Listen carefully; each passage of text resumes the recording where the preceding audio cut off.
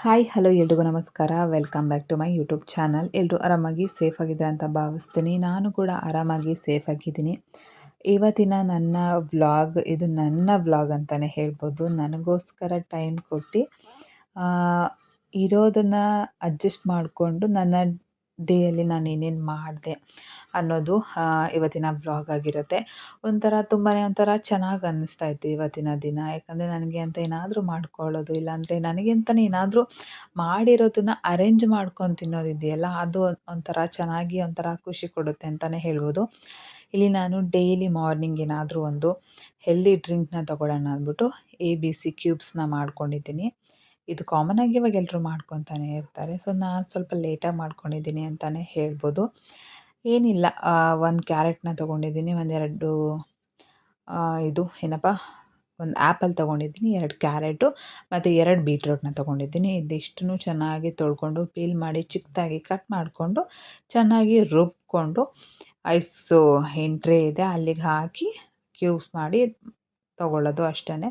ಬೆಳಗಿನ ಟೈಮು ಬೆಳಿಗ್ಗೆ ಎದ್ದ ತಕ್ಷಣವೇ ಬಿಸಿನೀರಲ್ಲಿ ಹಾಕಿ ತೊಗೊಳ್ಳೋದು ತುಂಬಾ ಚೆನ್ನಾಗಿರುತ್ತೆ. ಸ್ಕಿನ್ಗೂ ಕೂಡ ತುಂಬಾ ಒಳ್ಳೆಯದು.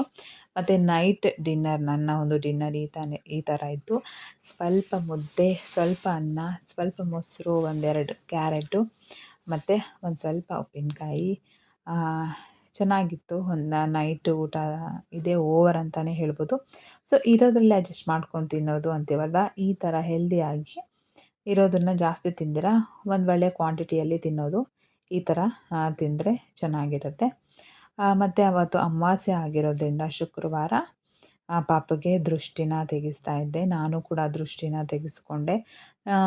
ಅಮಾವಾಸ್ಯೆ ದಿವಸ ಮಕ್ಕಳಿಗಾಗಿರಲಿ ಅಥವಾ ಏನಾದರೂ ದೃಷ್ಟಿ ಆಗಿರೋ ಥರ ಅನಿಸಿದ್ರೆ ದೃಷ್ಟಿನ ತೊಗೊಂಡ್ರೆ ತುಂಬಾ ಒಳ್ಳೆಯದು. ನೀವು ಅಷ್ಟೇ ಮಕ್ಕಳಿಗೆ ಅಮಾವಾಸ್ಯೆ ಟೈಮಲ್ಲಿ ಯಾವಾಗಲೂ ಅಷ್ಟೇ ಅಮಾವಾಸ್ಯೆ, ಪೌರ್ಣಮಿ ಮತ್ತು ಮಂಗಳವಾರ, ಬುಧವಾರ ಈ ಟೈಮಲ್ಲಿ ದೃಷ್ಟಿನ ತೆಗಿಬೇಕು. ಮತ್ತು ಭಾನುವಾರ ಬೆಳಗಿನ ಟೈಮ್ ತೆಗಿಬಾರ್ದು. ಹೊತ್ತು ಮುಳುಗಿದ ಮೇಲೆ, ಅಂತಂದರೆ ಸೂರ್ಯ ಮುಳುಗಿದ ನಂತರ ದೃಷ್ಟಿನ ತೆಗೆದ್ರೆ ಅದು ಹೋಗುತ್ತೆ. ಮತ್ತು ನೆಕ್ಸ್ಟ್ ಡೇ ವ್ಲಾಗ್ ಆಗಿರುತ್ತೆ. ಬೆಳಗ್ಗೆ ಒಂದು ಒಳ್ಳೆ ಜೋಶಲ್ಲಿ ಎದ್ದು ಮುಖ ವಾಶ್ ಮಾಡಿಕೊಂಡು, ಮುಖ ವಾಶ್ ಆದ ನಂತರ ಒಂದು ಅರ್ಧ ಲೋಟ ಸ್ವಲ್ಪ ಬೆಚ್ಚಗಿರೋ ನೀರಿಗೆ ನಾನು ಒಂದು 2 ಐಸ್ ಕ್ಯೂಬ್ನ ಹಾಕ್ಕೊಂಡಿದ್ದೀನಿ. ಒಂದು ಲೋಟ ಕುಡಿದ್ರೂ ಓಕೆ. ಇಲ್ಲಿ ನಾನು ಐಸ್ ಕ್ಯೂಬ್ ಏನಿದೆ ಅದನ್ನು ಸೋಸ್ಕೊಂಡಿಲ್ಲ. ಯಾಕಂತಂದರೆ ಅದರಲ್ಲೂ ಕೂಡ ಪಲ್ಪ್ಸ್ಗಳಿರುತ್ತಲ್ಲ, ಸೊ ಅದು ಹೋಗ್ಬಿಡುತ್ತೆ ಅಂತ ಅಂದ್ಬಿಟ್ಟು ನಾನು ಅದನ್ನು ಬರೀ ಫುಲ್ ಎಲ್ಲನೂ ಗ್ರೈಂಡ್ ಮಾಡಿ ಹಾಕ್ಕೊಂಡಿದ್ದೀನಿ. ನಿಮಗೆ ಆ ಥರದ್ದು ಒಂಥರ ಬಾಯಲ್ಲಿ ಸಿಗುತ್ತೆ ಅಂತ ಏನಾದರೂ ಫೀಲ್ ಆದರೆ ನೀವೊಂದು ಕಾಟನ್ ಬಟ್ಟೆಯಲ್ಲಿ ಹಾಕಿ ನೀಟಾಗಿ ಬರೀ ರಸ ಮಾತ್ರ ಹಿಂಡ್ಕೊಂಡು ಆಮೇಲೆ ಐಸ್ ಕ್ಯೂಬ್ನ ಮಾಡ್ಕೊಬೋದು. ಇಲ್ಲ ನಾನು ಕುಡಿತೀನಿ ಅಂತಂದರೆ ಈ ಥರನೂ ಕೂಡ ಮಾಡ್ಕೊಬೋದು. ಅದು ನಿಮ್ಮ ಇಷ್ಟ. ಒಬ್ರಿಗೆ ಆ ಥರದ್ದು ಇಷ್ಟ ಆಗಲ್ಲ. ಸೊ ಅದಕ್ಕೆ ನಾನು ಹೇಳಿದ್ದು. ಇದರಲ್ಲಿ ತುಂಬ ವೆರೈಟೀಸ್ ಜ್ಯೂಸ್ಗಳನ್ನ ಮಾಡ್ತಾರೆ. ಇದಕ್ಕಿನ್ನೂ ಬೇರೆ ಬೇರೆ ಇಂಗ್ರೀಡಿಯೆಂಟ್ಸ್ಗಳನ್ನ ಆ್ಯಡ್ ಮಾಡ್ಕೊಬೋದು. ಇದಕ್ಕೆ ಬೇಕಾದರೆ ನೆಲ್ಲಿಕಾಯಿ ಹಾಕ್ಕೊಬೋದು, ಪುದೀನ ಸೊಪ್ಪನ್ನ ಹಾಕ್ಕೊಬೋದು, ಶುಂಠಿ ಹಾಕ್ಕೊಬೋದು. ಸೊ ನಾನು ಬೇರೆ ಏನೂ ಹಾಕಿಲ್ಲ. ನಾನು ಬರೀ ಮೂರೇ ಇಂಗ್ರೀಡಿಯೆಂಟ್ಸ್ನ ಹಾಕಿ ಮಾಡ್ಕೊಂಡಿದ್ದೀನಿ. ಸ್ಕಿನ್ ಚೆನ್ನಾಗಿ ಗ್ಲೋ ಆಗುತ್ತೆ ಮತ್ತು ನಮ್ಮ ಒಂದು ಬ್ಲಡ್ ಏನಿದೆ ಅದು ಇಂಪ್ರೂವ್ ಆಗುತ್ತೆ. ಬೆಳಗ್ಗೆ ಎಂಪ್ಟಿ ಸ್ಟಮಕ್ಕಲ್ಲಿ ಇದನ್ನು ತಗೊಳ್ಳೋದ್ರಿಂದ ಒಂಥರ ಫೀಲ್ ಚೆನ್ನಾಗಿ ಅನಿಸುತ್ತೆ. ಆರೋಗ್ಯಕರವಾಗಿರೋದೊಂದು ಡ್ರಿಂಕ್ ಅಂತಲೇ ಹೇಳ್ಬೋದು. ಅದು ಟೀ, ಕಾಫಿ ಅದು ಕುಡಿಯೋದಕ್ಕಿಂತ ಇದು ಬೆಸ್ಟ್ ಅಂತಲೇ ಹೇಳ್ಬೋದು. ನಾನು ಬೆಳಗಿನ ಟೈಮು ಟೀ, ಕಾಫಿ ಎಲ್ಲ ನಾನು ಕುಡಿಯೋಕ್ಕೆ ಹೋಗೋದಿಲ್ಲ. ಬಟ್ ನಮ್ಮ ಮನೇಲಿ ಕುಡಿತಾರೆ. ನಾನು ಕುಡಿಯೋದಿಲ್ಲ. ಅದೇ ನನಗೆ ಅಭ್ಯಾಸ ಇಲ್ಲ. ಸ್ವಲ್ಪ ಪಿತ್ತ ಥರ ಆಗಿಬಿಡುತ್ತೆ. ಆದ್ದರಿಂದ ಅದಾದ ನಂತರ ಯೋಗ ಮಾಡೋಕ್ಕೆ ಹೋಗೋಣ ಅಂತ ಅಂದ್ಕೊಂಡೆ. ಆಮೇಲೆ ಸ್ವಲ್ಪ ಇದು ಏನು ಸೋಫಾದು ಕವರೆಲ್ಲ ಸ್ವಲ್ಪ ಹಾಗೆ ಹೀಗೆ ಆಗಿಬಿಟ್ಟಿತ್ತು.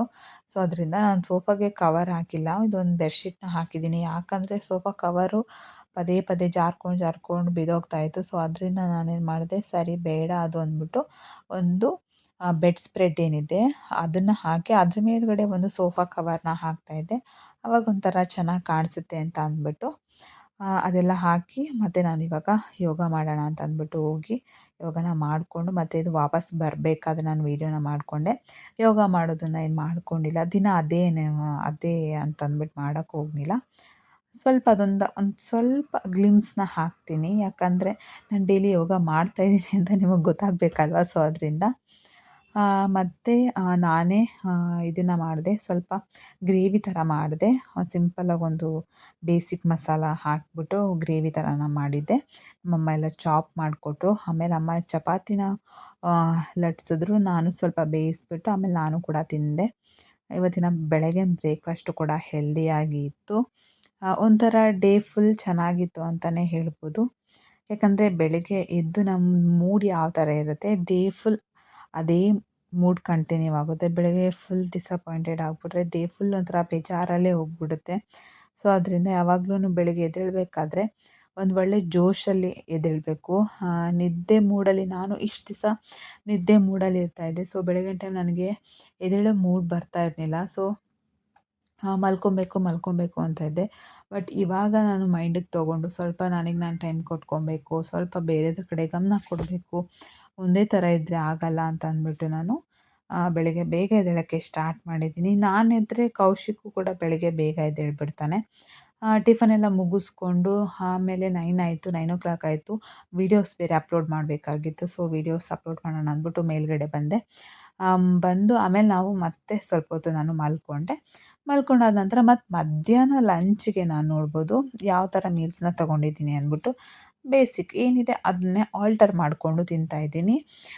ಮನೆಯಲ್ಲಿ ನಮ್ಮ ಮನೆಯವರು ಮಾವಿನಕಾಯಿನ ತೊಗೊಬಂದಿದ್ರು. ಅದರಲ್ಲಿ ಇನ್ಸ್ಟೆಂಟ್ ಉಪ್ಪಿನಕಾಯಿನ ಹಾಕಿದ್ದೀನಿ. ಸೊ ಇದರ ವಿಡಿಯೋ ಬೇಕಂತಂದರೆ ನಾನು ಅಪ್ಲೋಡ್ ಮಾಡ್ತೀನಿ ಹೇಳಿ. ಇವಾಗಂತೂ ನಮ್ಮ ಮನೇಲಿ ಮಾವಿನಕಾಯಿ, ಹಲಸಿನಹಣ್ಣು ಇದೆಲ್ಲ ಜಾಸ್ತಿ ಆಗಿದೆ ಅಂತಲೇ ಹೇಳ್ಬೋದು. ಯಾವುದೇ ಸೀಸನಲ್ಲಿ ಯಾವ ಫ್ರೂಟ್ ಸಿಗುತ್ತೆ, ಸೊ ಅಲ್ಲಿ ನಮ್ಮ ಮನೆಯವರು ಮಿಲ್ಟ್ರಿ ಅಂತಿದೆ, ಮಿಲ್ಟ್ರಿ ಒಳಗಡೆ ಹೋದಾಗ ಸೊ ಆವಾಗ ತೊಗೊಂಡು ಬರ್ತಾರೆ. ಅಲ್ಲಿ ಇರುತ್ತೆ ಮರಗಳೆಲ್ಲ. ಈ ಒಂದು ರೆಸಿಪಿ ನನ್ನ ಒಂದು ಫೇವ್ರೇಟ್ ಅಂತಲೇ ಹೇಳ್ಬೋದು. ಇದನ್ನ ಎಷ್ಟು ಜನ ಟ್ರೈ ಮಾಡಿದ್ದೀರಾ, ಎಷ್ಟು ಜನ ತಿಂದಿದ್ದೀರಾ ನನಗೆ ಗೊತ್ತಿಲ್ಲ. ತಿಂದಿದ್ದರೆ ಈ ಒಂದು ಮಾವಿನಕಾಯಿ ಸೀಸನ್ನಲ್ಲಿ ಡೆಫಿನೆಟಾಗಿ ಅವರು ಒಂದ್ಸಲ ಮಾಡಿಕೊಂಡು ತಿಂದಿರ್ತಾರೆ. ಯಾರಾದರೂ ನಾನು ತಿಂದಿಲ್ಲ ಅಂತಂದರೆ ಪಟ್ ಅಂತ ಮಾವಿನಕಾಯಿನ ತೊಗೊಂಡು ಬಂದು ಈ ಒಂದು ರೆಸಿಪಿನ ಮಾಡಿ ತಿಂದು ನೋಡಿ, ಆಮೇಲೆ ನನಗೆ ಕಾಮೆಂಟ್ ಮಾಡಿ ಹೇಗಿತ್ತು ಇದು ಅಂತ ಅಂದ್ಬಿಟ್ಟು. ಇಲ್ಲಿ ನಾನು ಮಾವಿನಕಾಯಿನ ಸಿಪ್ಪೆನ ತೆಗೆದ್ಬಿಟ್ಟು ಅದನ್ನು ಚೆನ್ನಾಗಿ ತುರ್ಕೊಂಡಿದ್ದೀನಿ. ಅದಕ್ಕೆ ಸ್ವಲ್ಪ ಖಾರದ ಪುಡಿ, ಸ್ವಲ್ಪ ಉಪ್ಪು ಮತ್ತು ಬೆಲ್ಲ ಇದಿಷ್ಟನ್ನು ಹಾಕಿ ಚೆನ್ನಾಗಿ ಮಿಕ್ಸ್ ಮಾಡಿದ್ದೀನಿ ಅಷ್ಟೇ. ಬೇರೆ ಇನ್ನೇನು ಹಾಕೋ ಅವಶ್ಯಕತೆ ಇದಕ್ಕೆ ಇಲ್ಲ. ಎಷ್ಟು ಚೆನ್ನಾಗಿರುತ್ತೆ ಅದು. ನನಗೆ ಇವಾಗ್ಲೂ ಬಾಯಲ್ಲಿ ನೀರು ಬರ್ತಾಯಿದೆ. ಇವಾಗ್ಲೂ ತಿನ್ನಬೇಕು ಅಂತ ಆಸೆ ಆಗ್ತಾಯಿದೆ. ಪ್ರೆಗ್ನೆಂಟ್ ಇರೋರು ಡೆಫಿನೆಟ್ಲಿ ಈ ಒಂದು ರೆಸಿಪಿನ ಮಾಡಿಕೊಂಡು ತಿನ್ನಿ. ನಿಜವಾಗ್ಲೂ ಎಷ್ಟು ಚೆನ್ನಾಗಿರುತ್ತೆ ಅಂದರೆ ಆಹಾ! ಅಮೃತ ಅಂತಲೇ ಹೇಳ್ಬೋದು. ಇದನ್ನ ಒಂದು ಅರ್ಧ ಅವರ್ ನೆನೆಸಿ ತಿನ್ನಿ. ಇಲ್ಲಾಂದರೆ ಅವಾಗೇ ತಿನ್ನಬೇಕು ಅನ್ಸಿದ್ರೆ ಸ್ವಲ್ಪ ಹೊತ್ತು ತಿನ್ನಿ. ಮತ್ತು next day morning one day ಅದನ್ನ ನೆನೆಸಿ ಇಟ್ಟು ಅದಾದ ನಂತರ ನೆಕ್ಸ್ಟ್ ಡೇ ತಿನ್ನಿ. ಆವಾಗ ಉಪ್ಪು, ಖಾರ, ಸ್ವೀಟು ಎಲ್ಲ ಮಾವಿನಕಾಯಿಗೆ ಹಿಡ್ಕೊಂಡು ಆಹಾ ರುಚಿ ಯಾವ ಥರ ಇರುತ್ತೆ ಅಂತಂದರೆ ಆಹಾ ಎಕ್ಸ್ಪ್ಲೇನ್ ಮಾಡೋಕ್ಕಾಗಲ್ಲ, ಆ ರೀತಿ ಇರುತ್ತೆ. ಡೆಫಿನೆಟ್ಲಿ ಈ ಒಂದು ರೆಸಿಪಿನ ಟ್ರೈ ಮಾಡಿ. ನಿಮ್ಮ ಮನೇಲಿ ಏನಾದರೂ ಮಾವಿನಕಾಯಿ ಸಿಕ್ಕಿದ್ರೆ ಅಥವಾ ಆಚೆ ಹೋದಾಗ ಒಂದೇ ಒಂದು ಮಾವಿನಕಾಯಿ ತೊಗೊಬಂದು ಮಾಡಿಕೊಂಡು ತಿನ್ನಿ. ಆಮೇಲೆ ನೀವು ಮಾವಿನಕಾಯಿ ಸಿಕ್ಕಿದ್ರೆ ಫಸ್ಟು ಏನು ಮಾಡ್ತೀರೋ ಬಿಡ್ತೀರೋ ಗೊತ್ತಿಲ್ಲ, ಈ ರೆಸಿಪಿನ ಮಾಡ್ಕೊಂಡು ತಿಂದೇ ತಿಂತೀರ. ಮಾಡಿದರೆ ನನ್ನ ವಿಡಿಯೋನ ನೋಡಿಬಿಟ್ಟು ಒಂದು ಪುಟ್ಟ ಲೈಕ್ ಕೊಡಿ, ಸಬ್ಸ್ಕ್ರೈಬ್ ಮಾಡಿಕೊಂಡು ಸಪೋರ್ಟ್ ಮಾಡಿ. ನಾನು ಮಾಡ್ಕೊಂಡು ತಿಂದೆ ಅಂತ ಕಾಮೆಂಟ್ ಮಾಡಿ. ಆವಾಗ ನನಗೆ ಗೊತ್ತಾಗುತ್ತೆ ನೀವು ಮಾಡ್ಕೊಂಡು ತಿಂದಿದ್ದೀರಾ ಅಂದ್ಬಿಟ್ಟು. ಆಮೇಲೆ ಟೇಸ್ಟ್ ಹೇಗೆ ಬಂತು, ನಿಮ್ಗೆ ಇಷ್ಟ ಆಯಿತಾ ಅಂದ್ಬಿಟ್ಟು ಕಮೆಂಟ್ ಮಾಡಿ. ಇಷ್ಟ ಆಗೇ ಆಗುತ್ತೆ. ಇದನ್ನು ಇಷ್ಟಪಡಲ್ಲ ಅನ್ನೋರು ಯಾರೂ ಇಲ್ಲ ಅಂತಲೇ ಹೇಳ್ಬೋದು. ನನ್ನ ಒಂದು ಮಾವಿನಕಾಯಿ ರೆಸಿಪಿಯಲ್ಲಿ ಈ ಒಂದು ರೆಸಿಪಿ ನನಗೆ ತುಂಬ ಅಂದರೆ ತುಂಬಾ ಇಷ್ಟ. ಪಾಪ ನನಗೆ ಇವಾಗ್ಲೂ ಬಾಯಲ್ಲಿ ನೀರು ಬರ್ತಾಯಿದೆ. ಇವಾಗಲೂ ನಮ್ಮ ಮನೇಲಿ ಮಾವಿನಕಾಯಿ ಇದೆ. ಬಟ್ ನಾನು ಇದನ್ನು ಇವಾಗ ಮಾಡ್ಕೊಂಡಿಲ್ಲ. ಅಂದರೆ 1 ವೀಕ್ ಮೇಲಾಯಿತು ಅಂತಲೇ ಹೇಳ್ಬೋದು. ಈ ರೆಸಿಪಿನ ನಿಮಗೆ ತೋರಿಸ್ಬೇಕು ಅಂತಲೇ ನಾನು ಮಾಡಿ ಇಟ್ಕೊಂಡಿದ್ದೆ. ನೋಡ್ಬೋದು ಆಲ್ರೆಡಿ ರಸ ಎಲ್ಲ ಇದರಲ್ಲಿ ಆಚೆ ಬರ್ತಾಯಿದೆ. ಆಹಾ! ನೋಡೋಕ್ಕೆ ಎಷ್ಟು ಚೆನ್ನಾಗಿ ಕಾಣಿಸ್ತಾ ಇದೆಯೋ ಅದಕ್ಕಿಂತ ಚೆನ್ನಾಗಿದೆ ಟೇಸ್ಟ್ ಅಂತಲೇ ಹೇಳ್ಬೋದು. ಮತ್ತು ಈ ಒಂದು ರೆಸಿಪಿನ ಟ್ರೈ ಮಾಡಿ. ನೆಕ್ಸ್ಟ್ ವೀಡಿಯೋದಲ್ಲಿ ಸಿಗ್ತೀನಿ. ಬಾಯ್.